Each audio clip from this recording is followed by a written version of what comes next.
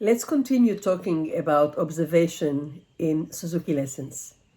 In previous recording, I was referring to the importance of creating a sense of belonging, mentioning that observation is crucial for the success of the lessons, not just at the beginning. Today, I'd like to share some thoughts about how to observe. So first, I'd like to note that the observation is mainly for the parent and less for the child. Sometimes parents, especially new parents who come to the studio, would say, I'd like my son or my daughter to come to your studio and observe lessons to see if they like it. And it doesn't go like this, because the responsibility of creating the desire in a child is on the parents. So I always say to the parents, yes, you will bring your child with you, but you actually come to observe. And this is how it goes. Very important to get into a sense of quietness and stillness before coming to the lesson. So I suggest, as you leave the car, unless you walk to the lesson, as you approach the studio, start talking silently to create the energy of silence. Because we know we cannot actually go, woo, and then knock on the door and all of a sudden there's silence. So we need to gradually bring ourselves to this place of silence and calm, listening mode, observation mode. So a few steps before you enter the studio, walk slowly and speak to your child quietly. We all know the magic of speaking like this. So speak a bit more slowly and speak calmly.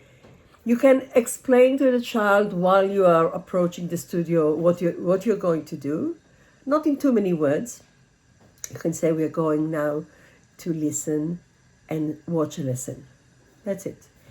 Then when you come to the studio and you find a place to sit, very important that you observe yourself, observe your own behavior.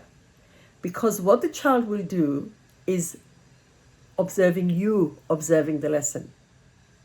So instead of a parent that sits very cautious and very aware of the state of the child and trying to make the child sit quietly or listen or concentrate or sit quietly, that doesn't work. Instead of this, you, the parent, observe, immerse yourself with what happens in the lesson. If you feel that your child becomes agitated or unrestful, then just put your loving hand on their back or on their lap, just in order to give them the feeling that you are there. Children do not need to sit and observe and stare or listen. They just need to sit. In my studio, they only need to sit quietly. There's no running around. There's no making noise. If they really need to talk to the parents, they will whisper. But I will ask the parent to minimize the conversation and minimize the reply. So the way that the parent actually replies will be the way that the child will continue the conversation. Like if a child goes, Mama, and mom just looks and say, I'm hearing you. Yes, we can talk about it later. Yes. Stroking, patting, and the parent continues to watch and observe the lesson. Many times I see children starting to look around because they can't see it anymore. It's just too much for them. And then at some point, the sight is resting on the parents. And when they see that the parent is observing somewhere, they just follow the head of the parent and they see that the parent is observing the lesson, so they start observing too. Because children will do what the parents are doing.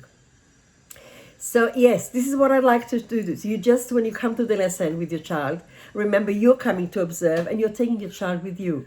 So don't be too worried about if your child got something or not, because it's not for the child anyway.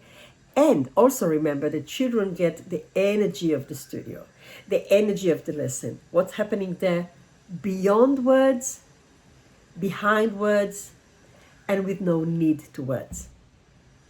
To be continued.